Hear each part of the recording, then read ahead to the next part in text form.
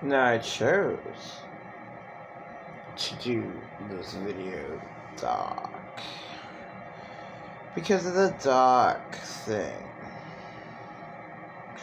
The very deceitful way that Pretend a Lot Narcissist represented me. Now, he texted that I raped Alex again. Okay. But he didn't tell his pastor this. Pretend a Lot Narcissist did not. He tells the insane narcissist tells their side of the story. Wow.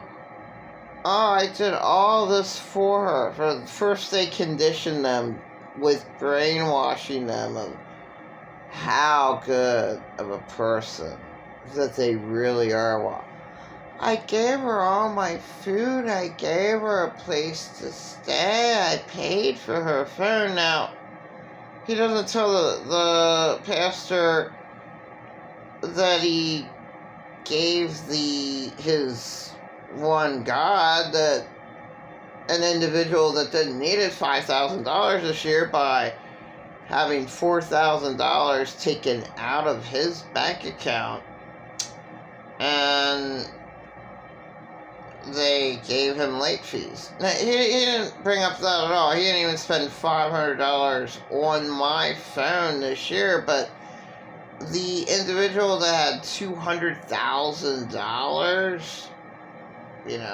helped, put him in debt, because he just gave, and then, so he fails to tell all that. Okay, leaves out all that, just, well, it's only $100,000. That's because his lawyer got it kicked down. Doesn't tell him the whole story. Yeah, so leave out a whole bunch of the story. I paid for her phone. Look, I paid for her phone. Like, yeah, you didn't have to pay $10 for the insurance each month, and to top it off, and this month, he only spent $7.51. He didn't tell his pastor that. Nope. Left all that information out. I paid for her phone again, and look how ungrateful she is. See, that's conditioning and brainwashing of how good of a person he really is. And she's always disrespected her parents. And she makes up all these lies of them being a child molester like me. And she just makes up all these stories. And she's labeled this super crazy label. In his mind, he's thinking that I love, so I can go tell my pastor and anyone else to prove that I'm right and she is wrong. See how heavy? This is his lie right here, my hand, my two fingers too. This is how heavy his lie is, and how much of reality it seems. Well, she's labeled super crazy. She dishonored her parents. She took care of her children, and then she even says they were trapped.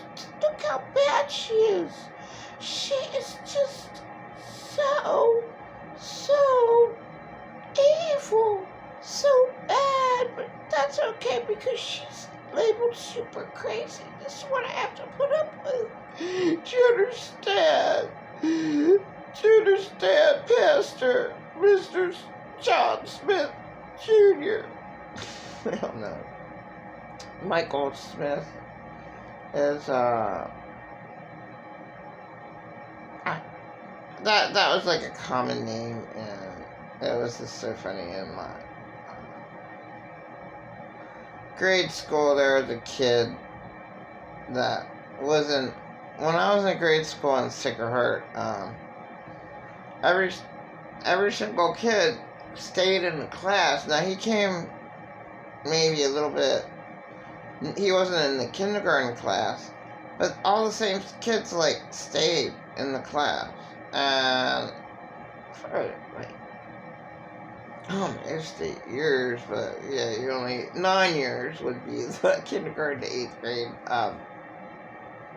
There was a Michael Smith that went to each grade, so I don't know, 6th, 7th grades, but whatever. Oh, Pastor Michael Smith. Oh, did you see what I had to put up with? Did you see? And what her parents had to put up with? They took care of her children. And the house isn't that bad. At least her kids have a place. She's so bad. She's so bad, that's why she can't live with her kids, because she treats them like me. See, now it leaves out that, her caretaker's brother was caught on, he was caught being a child molesting his 2 daughters. But then also in the family, what he falsely accused me of is in the family. Jim Keebler did, he's dead, so that's fine, use his name. He supposedly child molested my sister on the diaper changing table. He got out his privates right next to her privates, so that made the grandma, who passed away many, many years ago, pass out, and she blamed it on herself. But this is what the pastor doesn't know anything about that. All the pastor knows is, I saw her child molest her child. Her mom is lucky that her mom didn't put her in jail that day when we witnessed her molesting her child. This is what he does with all his lies. Now, if the pastor had a brain which maybe he's like conditioning and brainwashing him too much, that really doesn't make any sense, What was she doing? Fondling. That's how I was traumatized by my mom. She fondled me. I saw it. I saw her do it. She's killing me. I saw her. No, okay. He's never ever cried. Wow, scary people. Wow. Scary sociopathic liars do not cry. He doesn't cry. That is really, really scary. He doesn't cry. Oh my God. So,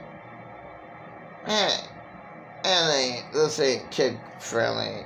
He gives all this fucking bullshit to his pastor, before he called. The day before, the year before that.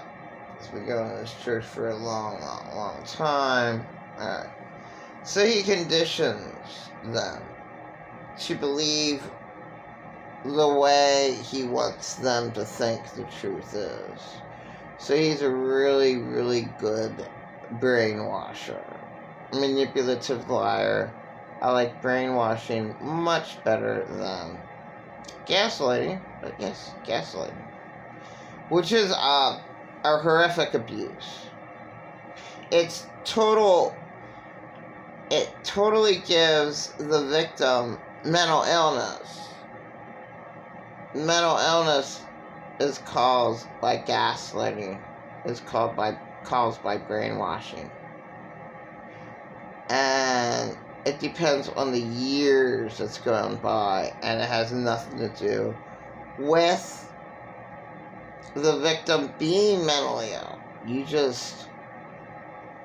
The victim who is mentally ill needs to get out of the situation, needs to know that they were lied to the whole time. And if they don't believe in Jesus' blood, which is what I use, which is what kept me sane, the blood of Jesus kept me sane, but people don't have that, then the person needs to know that they were lied to and have positive affirmations. You never ever feel like you want to kill yourself if your insane narcissist abuser did not gaslight you, brainwash you, to make you want to die with all their lies all these years. It's not your fault. So they need to be conditioned the other way. Positive. Well, if you're a beautiful, wonderful person, and if somebody didn't attack you with a whole bunch of lies for years and years and years, you would never have had mental breakdowns of wanting to possibly kill yourself because they are that awful. So, yeah, basically, and so way too long. Okay.